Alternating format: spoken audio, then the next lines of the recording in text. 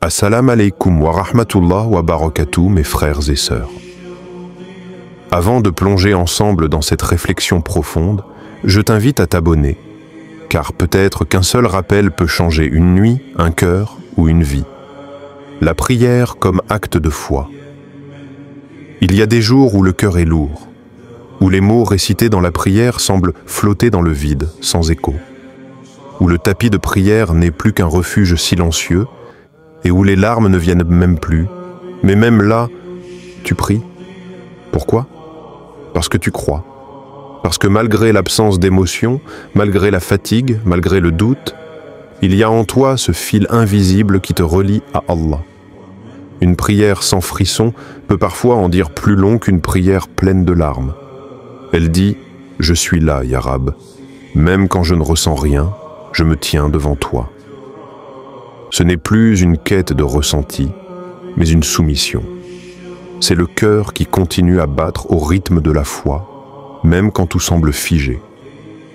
Ainsi résonne ce rappel puissant du Coran, et accomplis la prière pour te souvenir de moi. Sourate Taha, verset 14. Et si justement, ce moment de sécheresse spirituelle révélait la sincérité profonde de ton lien avec Allah? Et si persister dans la prière, même sans envie, était l'une des formes les plus pures d'amour? 2.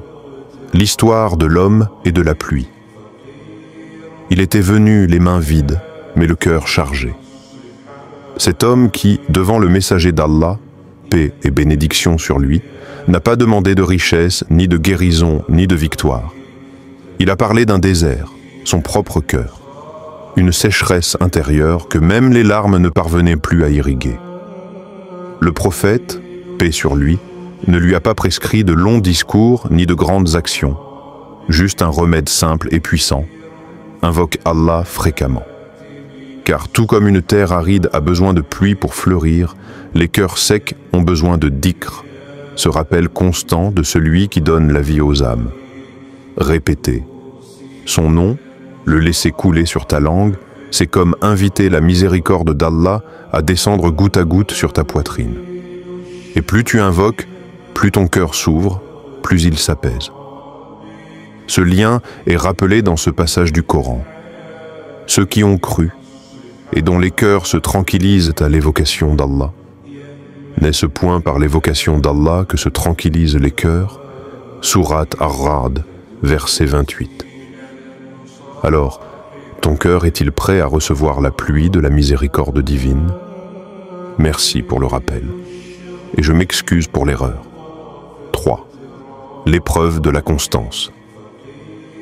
Il y a une noblesse dans la régularité, une beauté cachée dans les gestes répétés, dans les efforts invisibles, dans ces prières que tu accomplis jour après jour, même lorsque ton esprit vagabonde, même lorsque ton cœur ne vibre pas.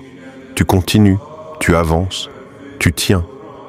Le prophète Muhammad, paix et bénédiction sur lui, a enseigné une vérité profonde.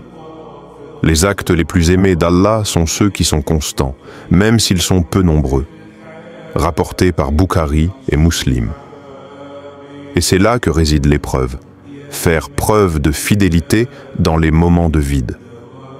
Ce n'est pas la grandeur de l'acte qui compte, mais sa persistance. Une prière faite sans flamme peut avoir plus de poids qu'une prière brûlante si elle est faite avec loyauté, jour après jour.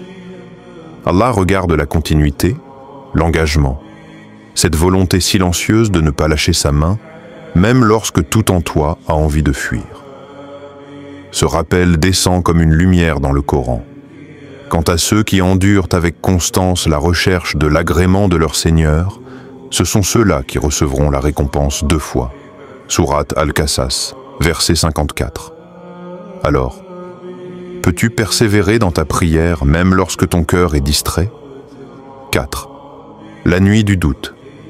Imaginons une nuit sombre où le ciel semble si loin et ton cœur se perd dans le tourbillon des pensées. Tu te lèves pour prier, mais chaque mouvement semble lourd. Ton esprit erre et un doute s'installe. Tu te demandes, silencieusement, est-ce que ma prière compte aujourd'hui? Est-ce qu'Allah m'entend vraiment? Les étoiles semblent si éloignées et ta foi paraît comme une petite flamme dans l'immensité de la nuit, et ton Seigneur dit « Invoquez-moi, je vous répondrai ». Sourate Ghafir 40-60. Même quand la nuit semble infinie, même quand tu n'entends aucune réponse immédiate, ta prière demeure une lumière. Et parfois, cette lumière est plus précieuse que tu ne le penses, car elle éclaire les recoins les plus sombres de ton âme. Même sans réponse immédiate, ta prière est l'expression la plus pure de ton amour et de ta confiance envers Allah. Question.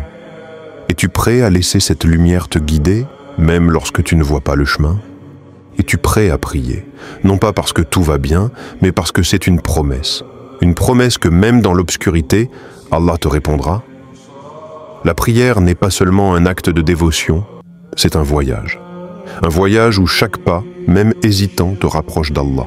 Alors, même si ton cœur est lourd, même si les mots semblent vides, continue de prier.